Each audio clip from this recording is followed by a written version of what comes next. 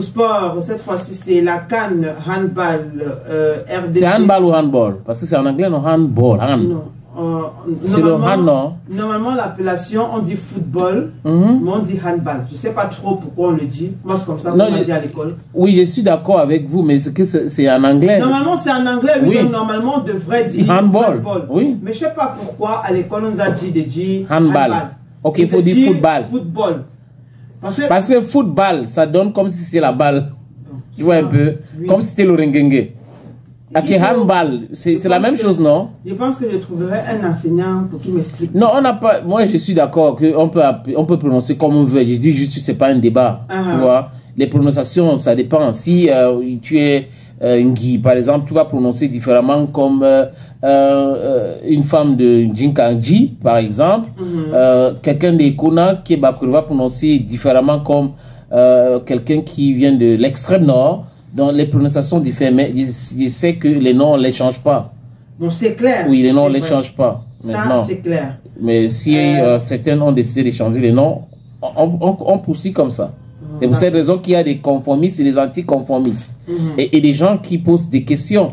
Toi qui as fait beaucoup d'études, tu sais très bien qu'il y a des thèses et des antithèses. Je suis d'accord. Et bon, je vais donc dire quoi maintenant? Non, que tu as fait beaucoup d'études.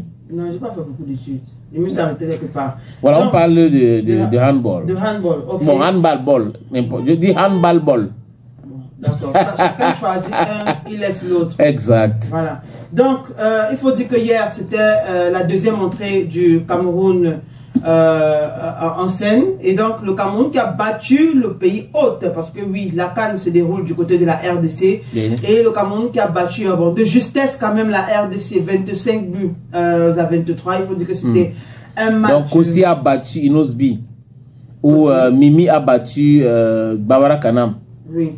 Bon, il y a également la femme de Inosbi, là, s'appelle comment? On va la camerounaise. Non, c'est avec qui chante là. Non, je parle de Cameroun contre la RDC, non. Bon, tu pouvais dire que Mimi a battu la femme de Inosbi. Non, Mimi a chanté avec Barbara Kanam. Ah, d'accord. Oui, donc on connaît quand même le truc. Ok. C'est dans ce sens. C'est dans ce sens, d'accord. Oui, elle a battu Barbara Kanam. Oui. Donc, de justesse quand même, 25 contre 23, oui, mais ça, on a quand même battu. On s'en fout. Il n'y a pas quand même sur ça, on a battu. C'était 25 contre 24, même si c'était 25 contre 24 demi, on a battu. Les filles ont tapé. Donc, ça fait 2 matchs, 2 victoires, bien sûr, en attendant la prochaine sortie du Cameroun. Mais il faut dire que la très bonne nouvelle aussi autour de nos lions de handball, c'est que voilà, concernant cette polémique autour des primes, ça a finalement été réglé. On a le président de la fédération camerounaise de handball, j'allais dire de football. De handball, Abba Omate. Voilà, qui a fait une sortie pour éclaircir la lanterne. En fait, il n'a pas fait une sortie en tant que tel. Il y a un média qui l'a interrogé, qui a interrogé sur les primes des joueuses. Et lui, il a dit qu'on avait payé une partie vendredi et qu'on a complété le reste hier. Sauf que, sénateur, j'essaie de comprendre. Je ne sais pas si c'est le média qui relaie mal ou si c'est lui-même qui a dit quelque chose quelque part et a dit son contraire. Moi, j'ai suivi l'interview où il dit que le problème des primes a été résolu. Je veux dire, au soir du match contre la RDC. Et après, il vient nous dire que cette histoire de primes a été résolue en 2 phases. Il y a d'abord eu cette première phase qui a été résolue ici à Yaoundé. À Douala, tu veux dire. Les filles étaient à Douala. Voilà. Et puis, il y a l'autre phase qui a été résolue, étant, comme les filles sont déjà en RDC. Bon. À quel moment donc, on a résolu cette histoire de primes, je veux dire ça comment, à 100%, et puis les filles n'étaient pas au courant. Et pourquoi Eko Karishma est parti? Voilà. Et pourquoi Eko Karishma est parti? Et pourquoi l'entraîneur de Lyon a dit que le problème des primes, ça existe toujours, mais il faut rappeler que l'État règle toujours ses dettes. Oui, il a dit ça hier. Avant-hier, je veux dire. Voilà, parce que finalement, on ne comprend plus. Il y a des gens qui... Je crois que tu fais très bien de relever cela.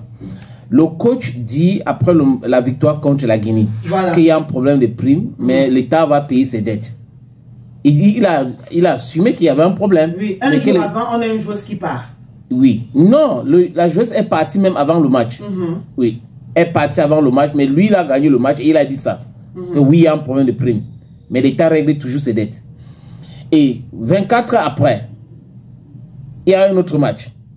Et c'est le président maintenant de la fédération qui vient vous dire que les primes ont été réglées. Le problème des primes ont été réglés. Le problème des primes ont été réglés. Et là encore, il continue dans cette même phrase en disant on a réglé une partie vendredi avant des parties du Cameroun. Ben, si on avait réglé une partie avant les parties du Cameroun, pourquoi est-ce qu'on parlait du problème des primes? Et il faut ajouter à côté de ça la sortie du ministre. Oui, tu vas parler du ministre parce que je ne suis pas au courant de ça. Et il faut ajouter que c'est le même président qui avait défendu le MINSEP à l'époque où les filles ont raté une occasion d'aller aux Jeux Olympiques. C'est toujours Abba Omaté. Et Eko Karishma l'avait critiqué ouvertement. Et le ministre maintenant. Moi, je voulais dire qu'ajouter à ces différentes sorties, la sortie du ministre lorsqu'il disait au revoir aux Lions de Han, quand il disait que les Lions doivent aller jouer et ramener le trophée pour convaincre les autorités ici et peut-être bénéficier plus tard des bénéfices qui en découleront. Ça veut dire que il fallait là des primes. Des primes. Ça veut dire que finalement, on a un cercle où on a l'impression qu'ils ne se sont pas entendus. Non. Et chacun va faire sa sortie. Oui, quelque chose s'est passé entre-temps. Et je crois que l'opinion publique a pour beaucoup dans ça. Je crois le fait que les gens sont offusqués, que la fille Eko Karishma est partie, ça a créé beaucoup de bruit. Et les gars devraient régler ça rapidement. Donc c'est un mal pour un bien. Son départ a mis la pression pour qu'on puisse régler le problème des primes. Et c'est une compétition internationale. Et les filles représentent le Cameroun. Je ne comprends pas comment on peut budgétiser quelque chose et certaines personnes ne veulent pas que cet argent soit débloqué. Bon, on va voir comment ça va se passer. Bonne nouvelle quand même. Elles ont finalement reçu leur prime. Elles sont premières. Moi, je reste toujours à ma fin. Hein. J'attends la sortie du coach ou une des joueuses. On attend toujours, naturellement, peut-être même de la capitaine. Oui, pour dire quelque chose par rapport à cela, parce que on peut avoir des déclarations comme ça et après on revient à la cage de départ pour commencer. On n'a pas les primes, on n'a pas ceci.